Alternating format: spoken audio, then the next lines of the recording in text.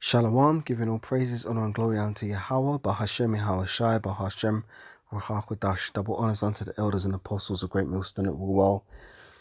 Shalom to the 144,000, and shalom to the elected of the nation of Israel. This is the brother Caleb from the GMS England London Forecasters Camp, back with another lesson to help edify, as I said, the 144,000 and the elect.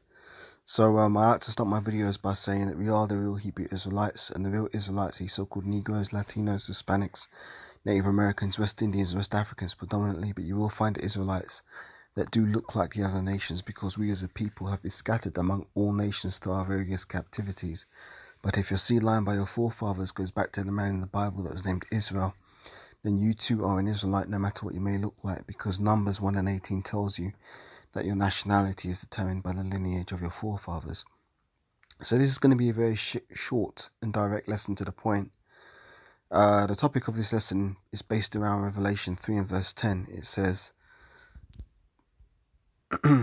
because thou hast kept the word of my patience, I also will keep thee from the hour of temptation, which shall come upon all the world to try them that dwell upon the earth. Behold, I come quickly. Hold fast which thou hast, and let no man take thy crown. So that hour of temptation that's spoken of is going to be that trial. The trial being the mark. Revelation 13:16. Let's just go there quickly.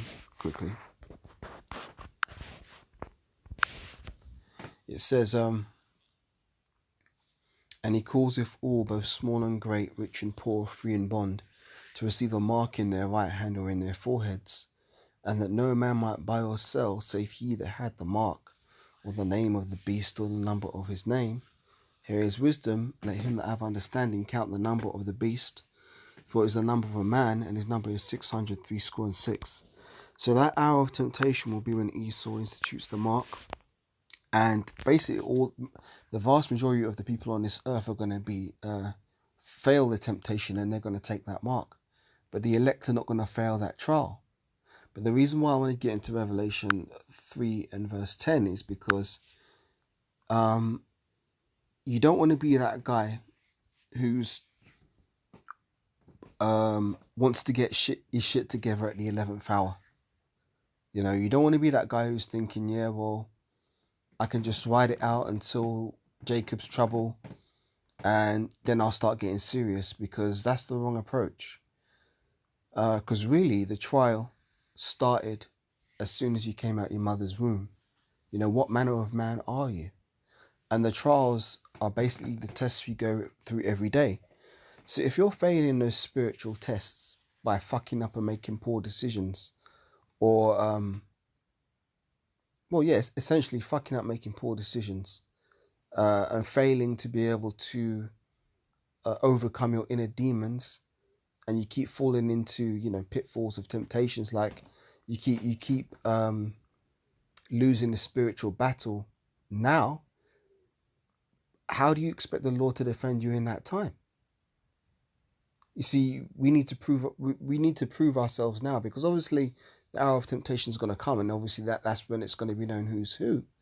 But the fact of the matter is, you want to be getting your shit together now and praying that the Lord will deliver you in that time. So read it again.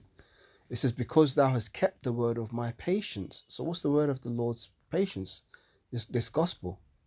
You know, by applying precepts. Let's say you're somebody who is prone to certain sins, and you keep falling for those same sins, and you're not doing anything to exercise your spirit and to overcome those demons now in this time, and things are quite calm and stable. But then how the fuck do you expect the Lord to be on your side during Jacob's trouble, or in the hour of temptation, or in martial law? You know, all these things are going to culminate together, but ultimately it's about resisting the mark. My point being is, if you can't resist the most basic of temptations now, how on earth do you expect to resist the major temptation, which will be that mark when Esau pushes it? I'll give an example. I have a medical condition where Doctors are constantly trying to pressure me to do blood tests.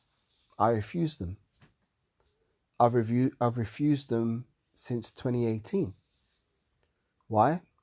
Because if I'm in the habit of going to the doctors, rolling up my sleeves, allowing Esau to inject me over some trivial shit because they want to test my blood, how the hell am I going to have the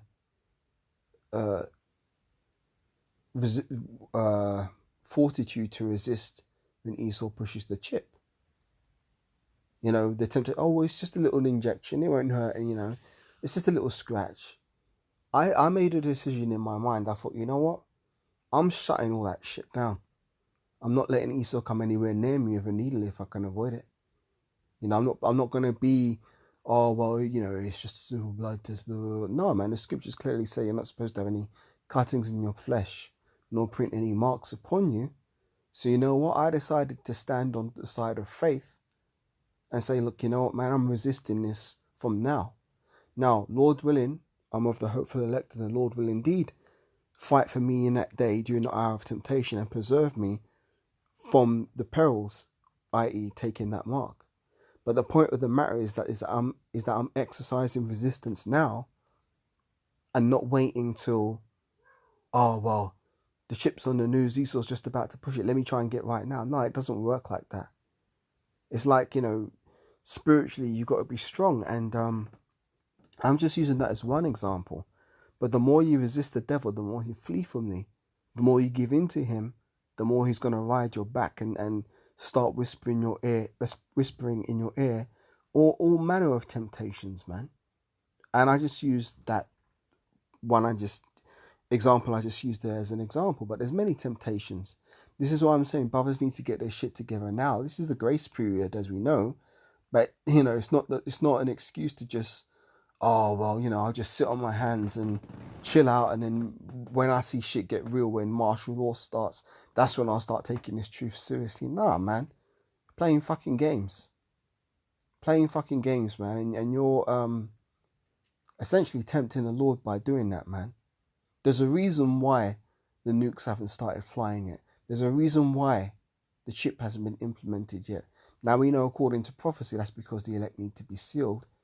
But more to the point, the Most High is giving the elect a chance to get themselves in order so that when all this shit does come down the pipe, we're not going to be bugging out, and we'll be fully furnished and ready to deal with what's to come, because we'll have done the previous work to get ourselves ready, which essentially is learning this truth, understanding the precepts, and applying these precepts in our everyday life.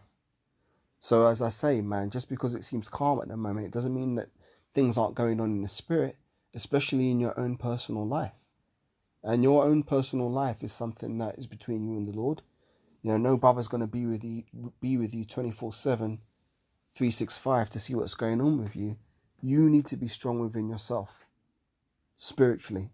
I'm not talking about carnal strength. I'm talking about spiritual strength. You know, how do you build that spiritual strength? By staying in this word, rehearsing these precepts and meditating upon them constantly, man.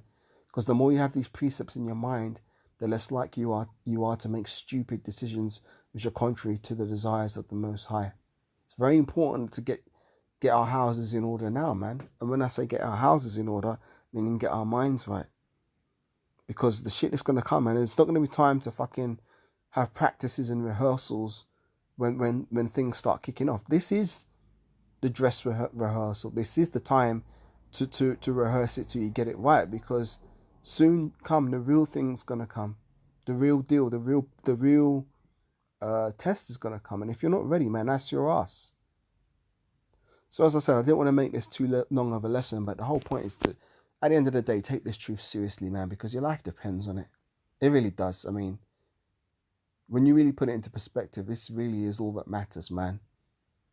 It really is what matters. Everything else is just a side, like a sideshow distraction.